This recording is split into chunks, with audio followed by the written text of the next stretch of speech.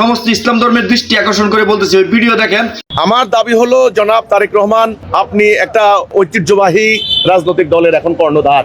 আপনি কোন পরিস্থিতিতে বাংলাদেশে এসেছেন আপনি জানেন, কোন পরিস্থিতিতে বাংলাদেশ থেকে আপনাকে লন্ডনে যেতে হয়েছে সেটাও আপনি জানেন। বাংলাদেশের এখন বর্তমান বাস্তবতাও আপনার অজানা নয়। আমি যেটা বলবো সেটা হচ্ছে এই, আপনি যেভাবে আপ্রাণ চেষ্টা করছেন মানুষের মধ্যে একটা সৌহার্দ্যপূর্ণ পরিবেশ সৃষ্টি করার জন্য, আমি বলেছি বিদ্যমান চলমান এই রাজনৈতিক ব্যবস্থা যদি কায়েম থাকে শান্তি আনতে পারবেন না। এই বিদ্যমান ব্যবস্থার পরিবর্তন করতে হবে। এটা হলো উপনিবেশিক যুগের ব্রিটিশ আমলে তৈরি করা ব্যবস্থা। এটা ইতিমধ্যেই এর কার্যকারিতা হারিয়েছে। আমি মনে করি তিনি একজন মুসলমানের সন্তান, তিনি এই বাংলাদেশের সন্তান। তিনি বলেছেন বাংলাদেশ সবার আগে।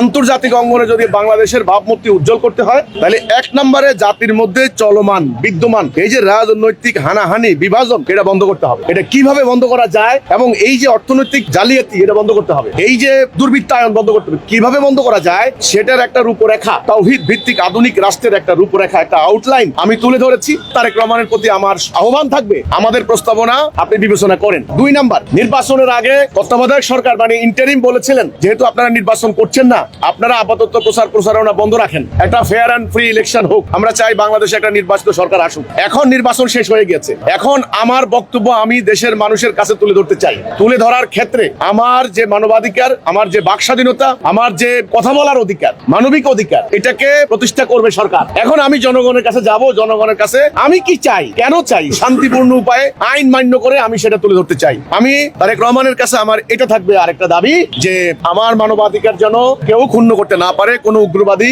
মব সৃষ্টিকারী, ফতুয়াবাজ, ধর্ম ব্যবসায়ী কেউ যেন আমার সামনে প্রতিবন্ধকতা সৃষ্টি করতে না পারে সেটা নিশ্চিত তিনি করবেন। এটা হলো আমার চাওয়া, কারণ 30 বছর থেকে আমরা কিন্তু জাতির কল্যাণে কাজ করে যাচ্ছি, কোনো আইন ভঙ্গের কোনো রেকর্ড নাই। তো এই হচ্ছে তারেক রহমানের প্রতি আমার দাবি, যে সেটা হলো চলমান বিদ্যমান ব্যবস্থা পরিবর্তন করে আল্লাহ তাওহীদের উপর একটা